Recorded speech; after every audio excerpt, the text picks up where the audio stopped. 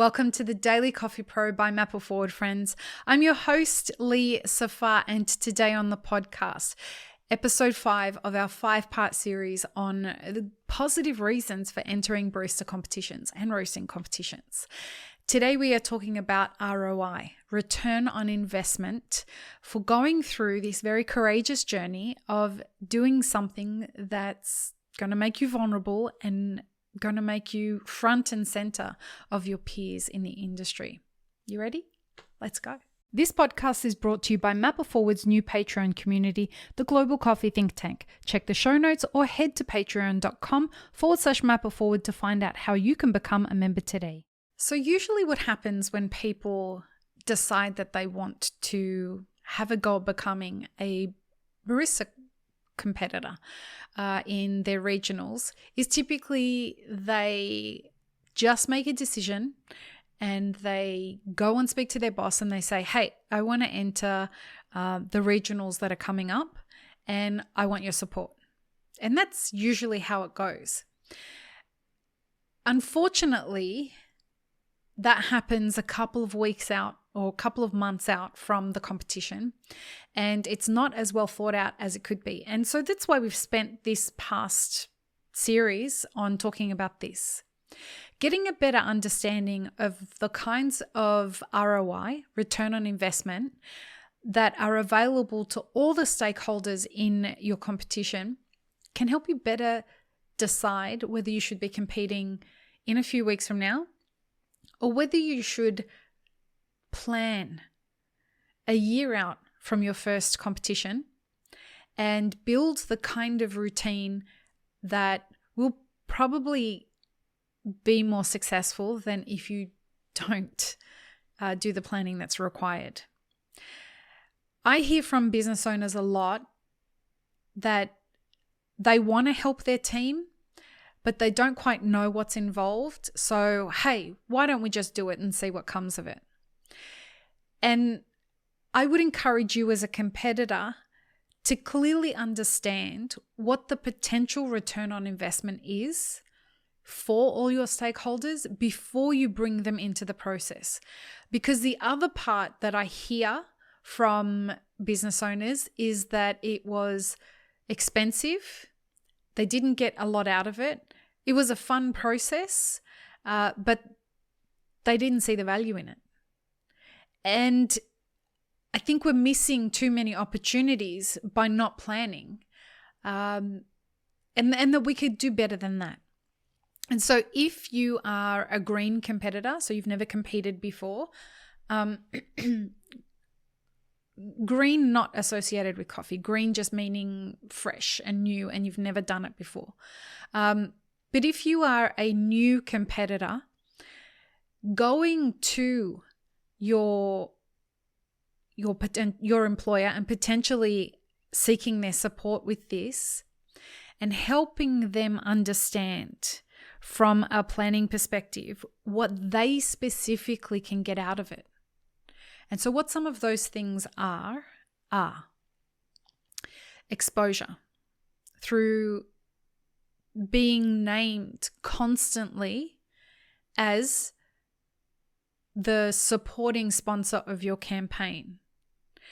The other return on investment that you can look for is content for them as a cafe that one of their baristas is competing. The content that they'll get and be able to share is another return on investment for investing their time in you. Another really valuable one is the idea that if you're competing, you will become a better barista from the knowledge that you're going to accumulate through this process.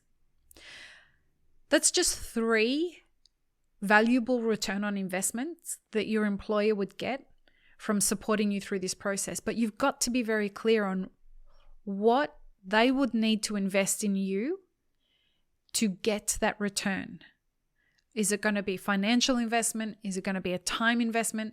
Is it going to be a physical location investment? So will they give you access to the cafe outside of hours so that you can practice your routine, or you can do your research, you can practice your brewing, whatever it is.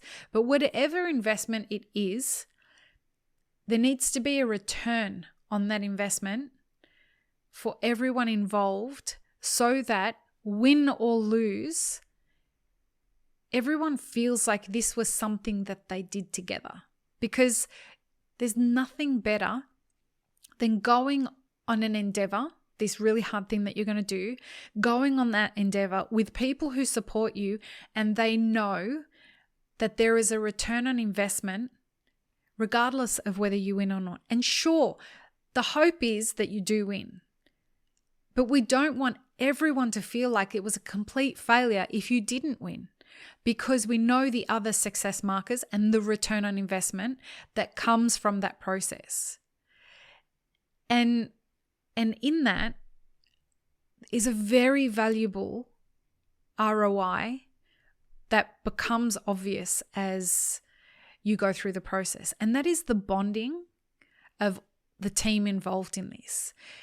The relationships that you will make going through this process, solidifying the relationship that you have with the people who support you, is something that pays dividends for all of you throughout your entire career, whether you win or lose at any stage.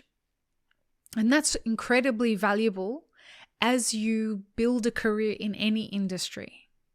So consider how you can cultivate and nurture those relationships so the ROI is felt far beyond the competition that you're entering. Knowing what your tangible targets are with the ROI for yourself and for every stakeholder is going to be important. We spoke a lot about that in the last episode, but your tangible targets are going to be, from a business perspective, it's going to be important to clearly define them, but from a personal perspective, it's going to be really important to define them. If every target you define hangs its hat on the fact that you have to win for all of those targets to happen, is, in my opinion, a recipe for disaster. It's not good planning. Good planning is that the process, going through this process of creating this pop-up business, is going to reap rewards that feed all the different elements of your career and of your stakeholders' businesses or interests. And so, by making the strategic decisions that you are making and having tangible targets that you want to hit, are going to be really powerful in you feeling that this journey is worth it. The relationships that you build, the agendas that you push through your competition, and the way that you carry yourself as a person are going to be altered throughout this process. Having markers through tangible targets are going to help you measure that, and that's really important. So, we have spent 5 episodes now talking about the positives of barista competitions. And I feel that if we have more competitors that are putting a team together and approaching this like a pop-up business where everybody's efforts are recognized and everyone feels that there's a return on investment that doesn't hang its hat on winning or losing, this is a way that we end up with greater benefits from barista competitions that ripple far beyond winning or losing. It mitigates ego, it mitigates fame, it mitigates all the things that all the negative connotations we tend to see with barista competitions. I would encourage that if you feel that you just want to be famous, there is so much more that you can get out of doing these kinds of hard things than just being famous or being crowned barista competition. The competition side of this is only one element of it. And all the people that I know that have done incredibly well and won had a business plan. Even if they didn't start off with a business plan, they ended up with a plan once they were headed towards the serious end of the competition, from nationals and on. People started to take them seriously. So it doesn't mean that you have to end with the team that you started with. Your team can grow and grow and grow. But it has to make sense to them. So going to your boss and saying to them, hey, I want you to support me through my regionals. It is very different than going to your boss and saying, I've decided I want to take entering the regional seriously. I'd like your support with this. I'd like the opportunity to pitch to you how this will be valuable to your business and to my career in your business. And this is the problems that I think it solves for you and for me, and anyone else we decide to bring on board to the team. And any professional that approaches their boss in such a mature way is not likely to get shot down. That it may not be a clear yes, because you may think that the business is making far more money than it actually is, and your boss may not be able to financially support you.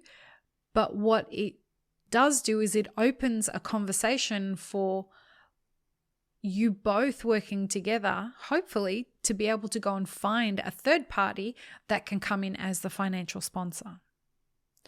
The main thing is that you're approaching this with maturity and you're approaching this with a plan that demonstrates to the people who would be potential partners for your campaign that they stand to win by supporting you, whether you win or lose the competition.